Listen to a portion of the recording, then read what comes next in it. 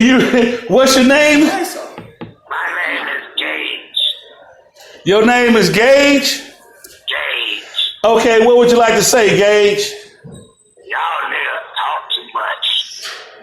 What do you mean we talk too much? Care to explain? Y'all niggas ain't breaking down points. Y'all just talking. We ain't breaking down points, we just talking.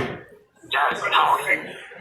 Okay, so break it down to what points we missing. I don't even know. I wasn't even listening. I just heard y'all talking. I got some Lysol. I'm gonna make a point right now. You can't call on to a live radio show talking about somebody making points and you don't even know what we talking about. And you don't even have a point. I ain't got no computer to hear y'all niggas. You I just know y'all niggas is talking. Can you clear your throat? I can't understand you. Drink some bleach. Talking. Is that girl talking? this One and only. this ASAP talking. What's happening? What's her name? Her name is ASAP. Her name is what? That's what we said about your voice. We got somebody else on the line. Cause she sound like You know what? commercial. Hey, I'm gonna need you to do me a favor. I'm gonna need you to do me a favor, Cage. I'm gonna need you to go get you a throat lozenge, and I'm gonna need you to go find somebody's voice that's just like yours and throw both of them in the trash. Thank you for calling. Hey man, look, I'm gonna tell that lady. I'm gonna help her fix herself real quick. I don't even know who the fuck it was. Look, I'm just gonna assume because I don't know. I'm the it. We'll call it a fucking it. Cause I don't know what the fuck that was. But you know that little scrub brush for the toilet? I'm done. She need to go on, put some bleach on that bitch and deep throat it until she get all that shit up out the way. I think she need to get her some chemical acid and just pour it down her throat. It sounds very uncomfortable. She could jump from a high place too. It looked like she swallowed a whole stick of duct tape. No, it sounded like she swallowed a whole bottle of Gorilla Glue. Okay, listen, Shim, if you decide... Shim. I Not this Shim again. I quit. You know what? We that's what hold niggas on. describe themselves as thick is. They shims. We got too many. Look. Shouts out to the LGBT community, man. We ain't gonna do this here, but that Shim had it coming. That motherfucker ain't had no business. Any nigga that call themselves thick is dating and fucking that motherfucker that just called him. I'm gonna say that. That's how I was saying. Fuck that. But back to the story, though. You know what I'm saying? I feel like it was the guy in Memphis. I feel like that the cops murdering him was justified. But then, after that, Memphis tears up Memphis because they sit up and say that they killed him wrongly. And then they get mad at the police for doing it, but it wasn't the police that did it. You see what I'm saying? It was the U.S. Marshal that killed this dude. Right.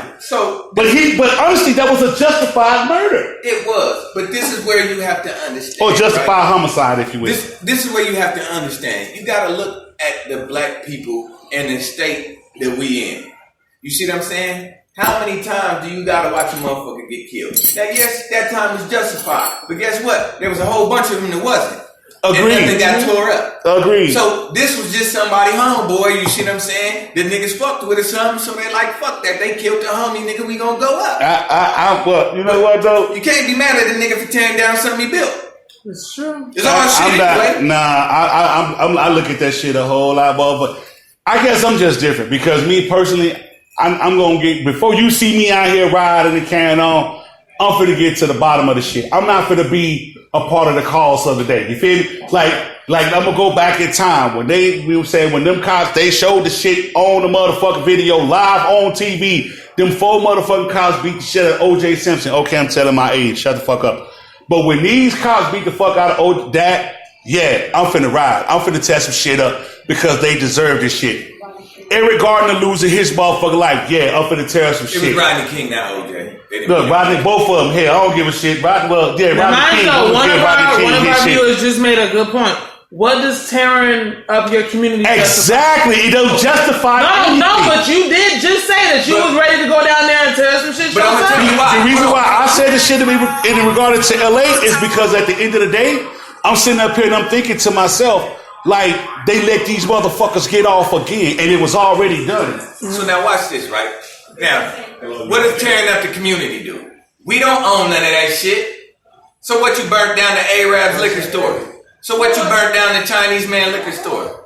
So what, you burnt down the white man's liquor store? Oh, Lord Jesus. Ain't none of them black people. Hold on. The black people don't own nothing, so who gives a fuck? But yet nobody says nothing when the motherfucking Boston Red Sox win a World Series and they tear up Boston and flip over cop cars and all that shit. Not a damn motherfucking white person was shot or killed or harmed during the making of those videos. Got a point. All right, hold on. We got a live caller. We got another caller on the line. Is their voice right? Yeah, they voice is on point. It's a damn shame. We can't do shit. You know what I'm saying? Caller, are you there? Yes, I am here. What's happening, y'all? Ladies and gentlemen, we got motherfucking Floyd on the line with us right now. What's happening with you, homie?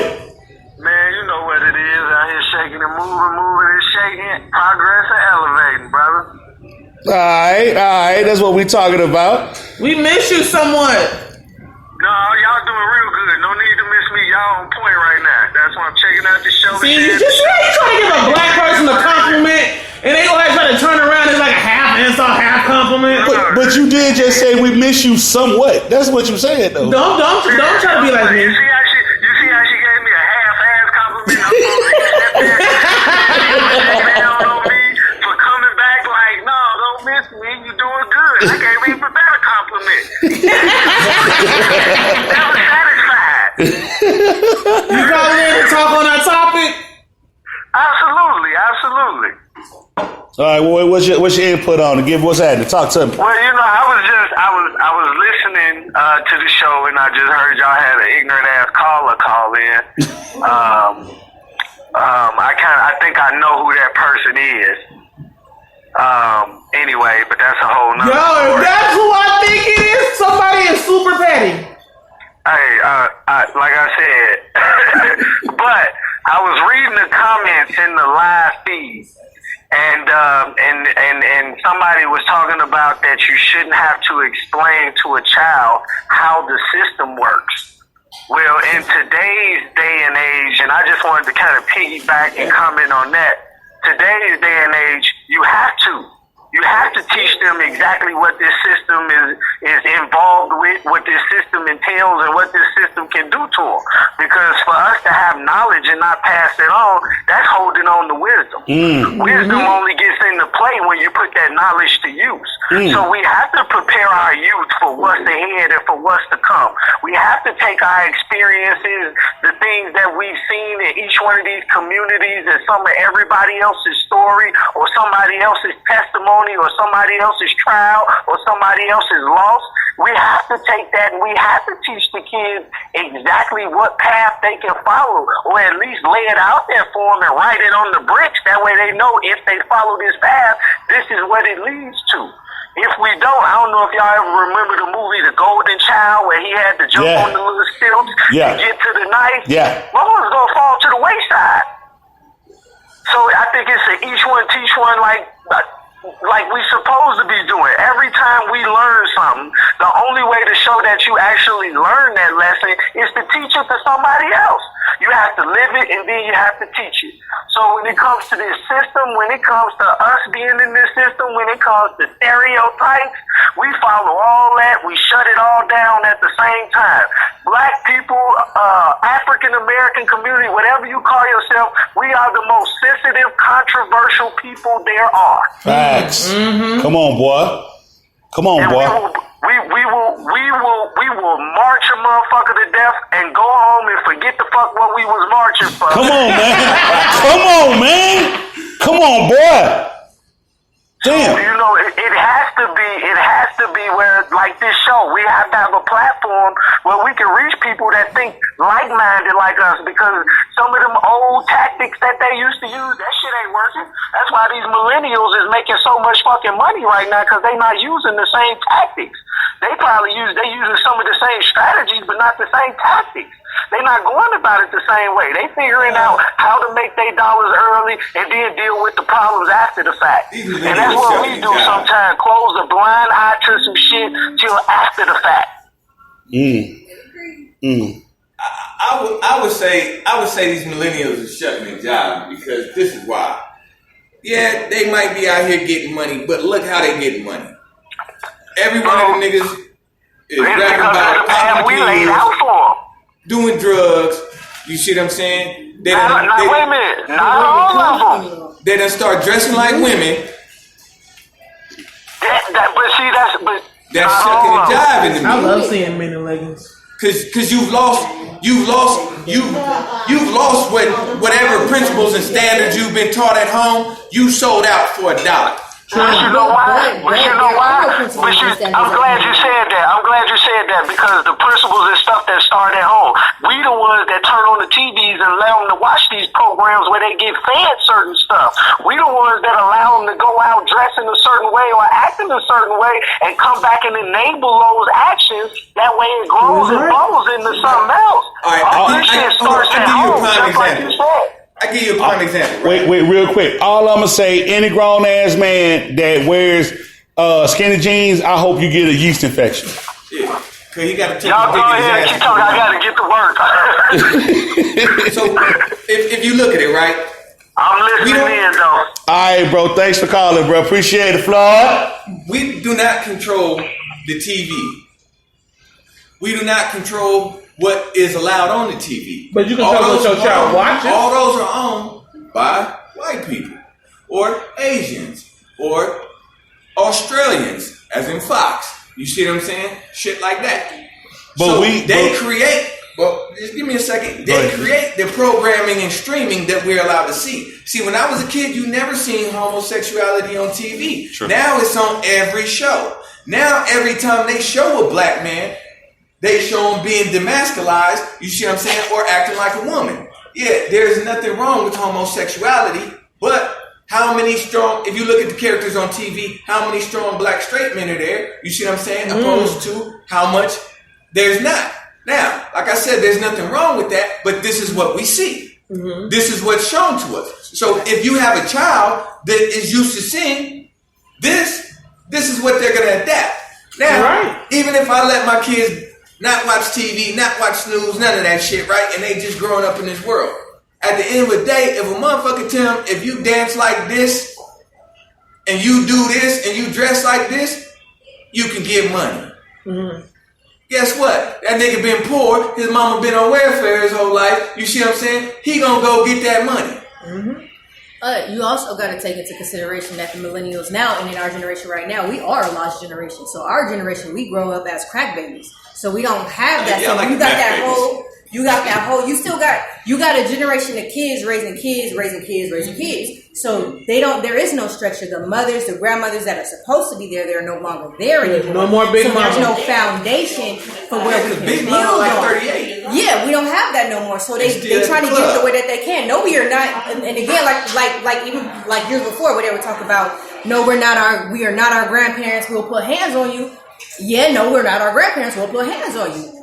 But we don't. If you don't have structure and you don't have correct guidance, how are you supposed to get there? You get there by any means necessary. I think the thing about it all is the fact that, to be completely honest, in my perspective, we the punk ass parents, because we the ones who lost the way, because we forgot what we was taught when we was coming up, and I'm gonna tell you how we forgot a lot of this shit. Which affects these millennials today. Because these millennials are our fucking kids. You see what I'm saying? But the way that we sit up and the way that the shit comes out today, remember, I don't give a fuck who you are. All remember, how many of y'all remember getting y'all ass whooped when y'all was a kid? Make some noise. Woo! If you got your ass whooped when you was a child, make some goddamn noise. Okay. But now,